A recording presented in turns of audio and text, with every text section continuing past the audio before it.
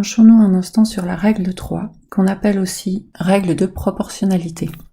Elle va pouvoir s'appliquer chaque fois que vous avez un rapport constant entre deux valeurs.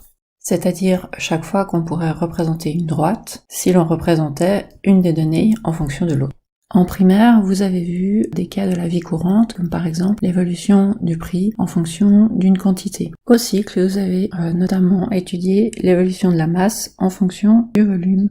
Et peut-être avez-vous même vu que la pente de la droite correspond à la masse volumique. Et probablement avez-vous utilisé la formule, la masse volumique est égale à la masse divisée par le volume. Donc au cycle, vous avez utilisé une équation pour représenter finalement une règle de proportionnalité. Et au primaire, vous avez parfois utilisé une représentation avec des flèches pour poser votre rapport. Une pomme, c'est 90 centimes. 3 pommes, c'est combien? Et vous avez appris qu'il s'agit d'une règle de 3 parce que vous avez 3 informations. Et vous avez également appris à multiplier la diagonale et à diviser par le dernier chiffre.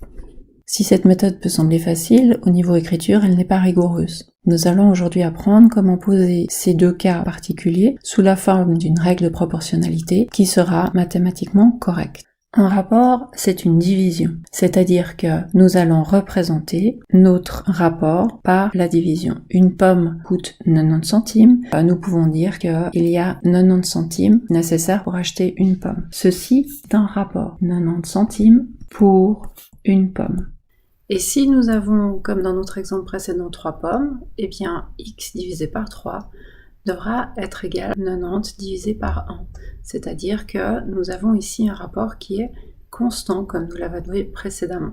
Cette constante, c'est en fait le prix par pomme, c'est-à-dire 90 centimes par pomme. Je pourrais ensuite appliquer ceci fois 3 pommes. Ça, c'est une autre possibilité. Ici, au niveau de l'écriture, je fais une sorte de règle de 3, mais en réalité, je travaille avec les unités. Je vois que dans mes unités, les pommes vont s'annuler, il va me rester des centimes. D'où l'importance d'avoir dans une règle de 3 posée en proportionnalité, sur une même ligne, les mêmes unités. J'ai des kilos à gauche, je pourrais pas avoir des grammes à droite, ça ne s'annulerait pas. Dans la façon qu'on avait d'écrire au cycle, souvent c'était plutôt dans la même colonne qu'on avait notre même unité. En fait, c'est un petit peu égal, il faut juste que ce soit pas en diagonale. Lorsque vous avez travaillé sur la masse volumique, vous ne vous êtes peut-être pas rendu compte qu'il y avait une règle de 3 cachée dessous. En réalité, chaque fois que vous aurez affaire à une unité composée, dans la masse volumique, c'est grammes par litre par exemple. En chimie, on l'utilise généralement sous la forme grammes par millilitre. Et bien par exemple, l'eau pèse 1 gramme par millilitre environ. Et bien 1 gramme par millilitre, ça veut dire que il y a 1 gramme pour 1 millilitre. Ce qui n'est pas ici indiqué, quand on dit par, ça veut dire pour 1. Donc en fait, on a une règle de 3. Et chaque fois que vous avez affaire à une masse volumique, vous avez une règle de 3. De même que les ampères, par exemple, qui expriment des coulombs par seconde, si j'ai 1 ampère, ça veut dire que j'ai 1 coulomb qui passe toutes les 1 seconde. Je peux aussi résoudre mon problème par une règle de 3. Même si en physique, vous avez appris à résoudre ce genre de problème en posant l'intensité, donc les ampères, les coulombs par seconde, dans une équation qui met en évidence que effectivement, il s'agit d'un rapport entre la charge et le temps. Revenons à notre masse volumique et prenons un exemple. La masse volumique de brome est de 3 grammes par millilitre. Je peux exprimer ceci sous la forme d'une règle de 3. 3 grammes pour 1 millilitre. Si je me demande dans un énoncé, par exemple, de chercher la masse d'un litre, c'est-à-dire de 1000 millilitres pour avoir la même unité, j'ai ici posé une règle de 3 que je vais pouvoir résoudre exactement de la même façon que je l'avais fait pour les pommes. Je multiplie la diagonale et je divise par le dernier chiffre. Il y a toutefois une grande différence entre ces deux façons de poser la règle de 3. Ici, j'ai quelque chose de symbolique, mais que je ne peux pas résoudre mathématiquement. Ici, j'ai une équation mathématique qui a du sens. Je peux la résoudre en utilisant les règles mathématiques. Avec cette règle de 3, vous obtiendrez le même résultat que si vous aviez résolu le problème avec l'équation. Il faut savoir qu'une règle de 3 peut s'utiliser chaque fois que vous avez une unité composée, parce qu'une unité composée, c'est en fait un rapport. Certains d'entre vous ont peut-être aussi vu comment poser une règle de 3 avec un tableau. Ici, par exemple, on s'intéresse au noyau et à l'atome et on veut créer un modèle qui respecte les proportions. On va trouver dans la littérature que le diamètre d'un noyau c'est à peu près 10 puissance moins 15 mètres, tandis que le diamètre d'un atome c'est à peu près 10 puissance moins 10 mètres. Et on va par exemple partir sur l'idée que notre modèle aura un noyau représenté par une tête d'épingle qui mesure 2 mm.